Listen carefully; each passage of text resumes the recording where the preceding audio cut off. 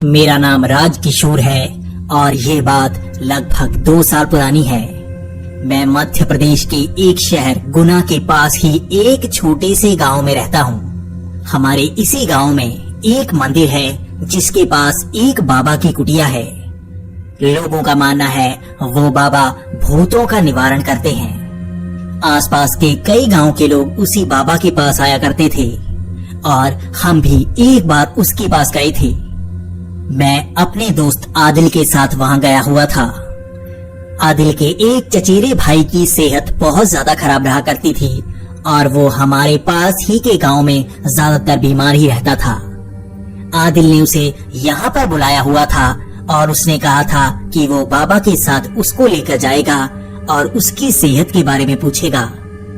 हम तीनों वहाँ पर थे और बाबा ने उसके सर पर कई सारी बूटियां घुमाई और बाद में उसे बताया कि उसके ऊपर प्रेत का साया है, लेकिन ये प्रेत बहुत ही कमजोर है, इसलिए उसे पास के पेड़ में 4 चक्कर लगाने होंगे और कोई ना कोई सामान रखकर वापस आ जाना होगा। पास में ही एक तालाब था और वहाँ पर कई पेड़ पौधे लगाए गए थे। वहाँ पर पीपल के एक पेड़ को प्रेत बसेरा खा जाता है। यहाँ पर लोगों का मानना है कि अगर उस पीपल के पेड़ के चक्कर लगाए जाएं, तो उनके सर से प्रेत का साया हट जाता है। उस बाबा ने भी ऐसा ही कहा था, तो हम तीनों उस पेड़ के पास गए और वहाँ पर चक्कर लगाने लगे। आदिल के भाई ने एक सामान वहाँ पर रखा और मैं सबसे पहले वहाँ से निकला। मैं आगे आगे आ रहा था और आदिल का भाई भी मेरे ही साथ था, लेकिन आदिल थोड़ा पीछे रह गया था। हम वहाँ से चक्कर लगाकर वापस घर को आ गए, लेकिन उसके 2 दिन बाद ही आदिल की सेहत बहुत ज्यादा बिगड़ने लगी। आदिल को कभी कभी उल्टियां आती और वो अजीब अजीब बातें करता रहता। आदिल के माता पिता का भी कहना था कि वो बहुत ही अजीब बातें करता और रात को उठकर चीखें मारने लगता। किसी को समझ नहीं आ रही थी कि वो ऐसा क्यों करता है। उसके माता पिता ने मुझे अपने घर बुला लिया था। मैं एक रात आदिल के साथ रहा और वो रात मेरे लिए बहुत ही डरावनी रात थी। रात को मैंने देखा कि आदिल ऊंची ऊंची चीखें मार रहा था और वो अजीब सी हरकतें करने लगता। वो बार बार पानी मांगता रहता और जैसे उसे बहुत ज्यादा प्यास लगती हो, वो थोड़ा सा पानी लेता और बाकी नीचे गिरा देता। ये उसने रात को लगभग 10 से 15 बार किया होगा और उस रात मैं सो नहीं पाया। उसने मुझे बहुत ज्यादा डरा दिया था और एक बार तो वो मेरे सामने आकर बैठ गया था और उसने अपनी आँख की पुतलियां ऊपर को की हुई थी और उसकी आंखें सिर्फ सफेद नजर आ रही थी। वो मेरे लिए बहुत ही डरावना पल था। तब मैं डरकर उसके माँ बाप के कमरे में चला गया और अगले दिन मैंने उनसे कहा था कि इसे बाबा के पास ले जाना होगा। मुझे लगता है इस पर भूत प्रेत का साया हो सकता है। अगले दिन मैं आदिल को लेकर उस बाबा के पास गया। मैं उस बाबा को कह रहा था कि इस पर भूत प्रेत का साया हो सकता है, लेकिन ये तो किसी ऐसी जगह पर गया ही नहीं और इसने कुछ ऐसा किया ही नहीं। लेकिन बाबा उसे देखकर ये पता लगाने की कोशिश कर रहा था कि उस पर भूत प्रेत का साया है भी या नहीं। लेकिन आदिल बार बार कह रहा था कि वो बिल्कुल ठीक है और ये सब बेवजह डर रहे हैं। लेकिन मैं खुद बाबा को कह रहा था कि मैंने खुद देखा है कि ये रात को अजीब अजीब हरकतें कर रहा था, लेकिन आदिल ये सब मानने को तैयार हो ही नहीं रहा था। लेकिन तब बाबा ने कहा कि इसे अब मैं देखता हूँ। बाबा ने अपना झाड़ फूक आदिल पर करना शुरू कर दिया। बाबा ने जैसे ही उस मोर पंखों को आदिल पर मारना शुरू किया, आदिल बड़ी ही अजीब अजीब चीखें मार रहा था।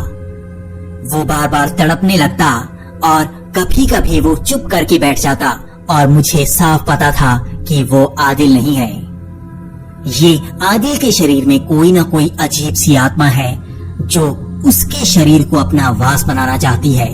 लेकिन बाबा ने बार बार मोर पंख को उसके सर पर मारना शुरू कर दिया, लेकिन उसके बाद वो मोर पंख पूरी तरह से काला फिर गया।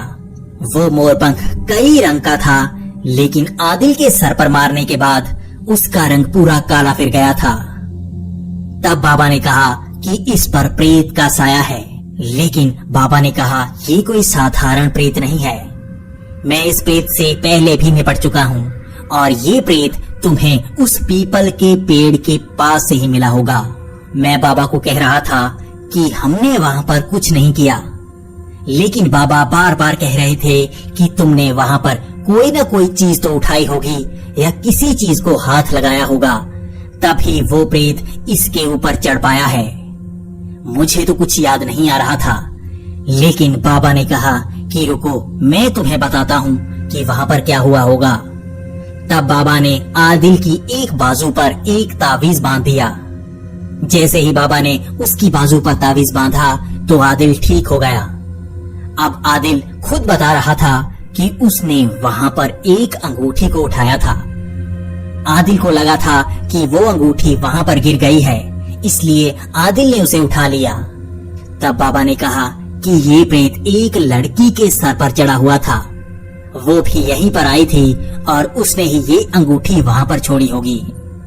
अब तुम्हें फिर से उसी पेड़ के पास जाना होगा और इस अंगूठी को वहाँ पर रखना होगा। इसी के साथ तुम्हें कुछ और जरूरी चीज भी रखनी होगी जिससे वो प्रेत तुमसे छुटकारा पा पाए।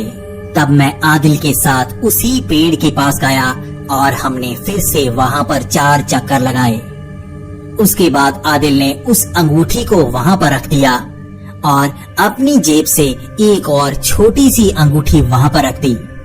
उसके बाद बाबा ने कहा कि कभी वहाँ पर वापस मत जाना और वहाँ पर कभी किसी चीज को उठाने की गलती मत करना।